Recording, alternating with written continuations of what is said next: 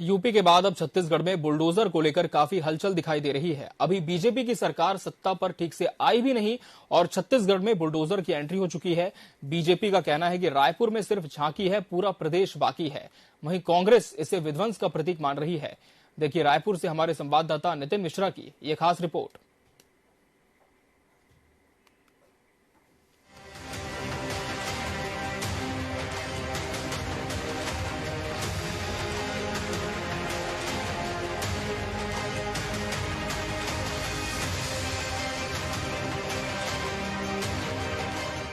निश्चित रूप से पूरे छत्तीसगढ़ में गुंडों का, बदमाशों का, आतंकियों का, पैसा वसूली करने वालों का दबदबा हो गया था।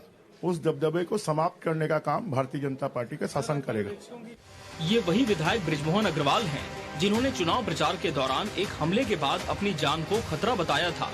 और ये तस्वीर छत्तीसगढ़ की सरकार बदलने के बाद की है। जगह जगह बुलडोजर चल रहे हैं। मुख्यमंत्री और पूरी सरकार का गठन होने से पहले ही अधिकारी तमाम अवैध कामों और जगह को लेकर एक्टिव हैं। 3 दिसंबर के नतीजों के साथ बीजेपी की पूर्ण बहुमत के साथ सरकार बनने जा रही है। इससे पहले प्रशासन भरपूर कोशिश कर रहा है कि कोई भी अवैध काम शहर में संचालित न हो रहा हो। रायपुर प्रशासन का एक्शन। शुरुआत में राजधानी रायपुर में रात भर खुलने वाली दुकानों को बंद करवाया गया। रायपुर जिले और शहरी क्षेत्र में 69 और गांव के क्षेत्र में 19 शराब दुकानों के आसपास चखना सेंटर पर कार्रवाई की गई। रायपुर के सालेम स्कूल के पास अवैध चौपाटी पर बुलडोजर चला दिया गया। कुल मिलाकर 78 चखना सेंटर्स और 35 से ज्यादा गुमटियों को हटाकर जब्त कर लिया गया। ध्यान दीजिएगा, ये सब तब हुआ जब सरकार पलट गई। अब इस पर अधिकारी क्या कहते हैं ये भी सुन लीजिए। वो सिर्फ कहते हैं कि ये शिकायतों पर की गई कार्रवाइयां हैं। इन सभी दुकानों को बंद कर दिया गया है और इसके साथ ही ऐसे एरिया जहाँ पे एनक्रोचमेंट की शिकायतें थी वहाँ पे अभी लगातार ड्राइव चल रही है। एक 15 दिन का एक कार्य योजना बना है नगर निगम द्वारा, जिसमें लगातार ये कार्रवाई जारी रहेगी। आज भी बड़ी संख्या में अभी अतिक्रमण हटाए जा रहे हैं और इसके अलावा अवैध चखना सेंटर के भी जो शिकायतें आ रही थी बीच में चुनाव के दौरान, उनमें भी अभी कार्रवाई जारी है और ये निरंतर रूप से जारी रहेगी। ये तो हो गई कार्रवाइयों की बात। अब इस बुलडोजर पर सियासत जमकर हो रही है। हालांकि चुनाव के 6 महीने पहले ही भाजपा के प्रदेश अध्यक्ष अरुण साव सरकार बनने के बाद बुलडोजर चलने की बात कह चुके हैं, लेकिन किसी ने अनुमान नहीं लगाया था कि इतनी जल्दी ये कार्रवाइयां दिखने लगेंगी। कांग्रेस जहां इसे भय और विध्वंस की राजनीति बता रही है, तो वहीं बीजेपी के बृजमोहन अग्रवाल का मानना कुछ अलग है। बृजमोहन अग्रवाल इस पर क्या कहते हैं, आप भी सुनिए।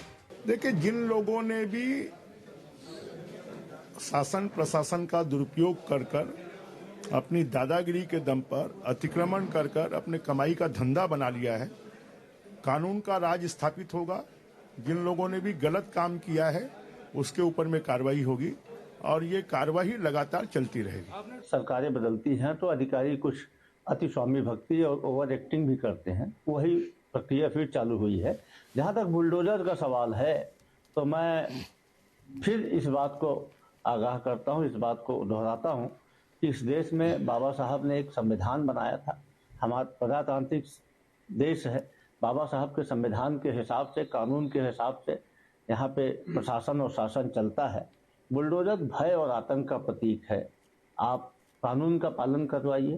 कानून का डंडा सबसे मजबूत डंडा होता है, सबसे बड़ा बुलडोजर है। तो बुलडोजर चला के लोगों में भय पैदा करने के बजाय आप कानून के हिसाब से कार्रवाइयां करिए। राजधानी रायपुर में जमकर बुलडोजर चल रहे हैं। ऐसे ऐसे अवैध काम जो अब तक जनता के बीच नहीं थे, बुलडोजर चलने के बाद सामने आ रहे हैं। राजनीति, कार्रवाई सब एक तरफ, लेकिन सबसे बड़ा सवाल ये उठता है कि जो कार्रवाई अभी हो रही है वो पहले क्यों नहीं हुई? क्या शिकायत पहले नहीं आ रही थी? बीजेपी की सरकार बनने का इंतजार किया जा रहा था या कांग्रेस की सत्ता जाने का? रायपुर से टीवी 24 के लिए नितिन मिश्रा की रिपोर्ट।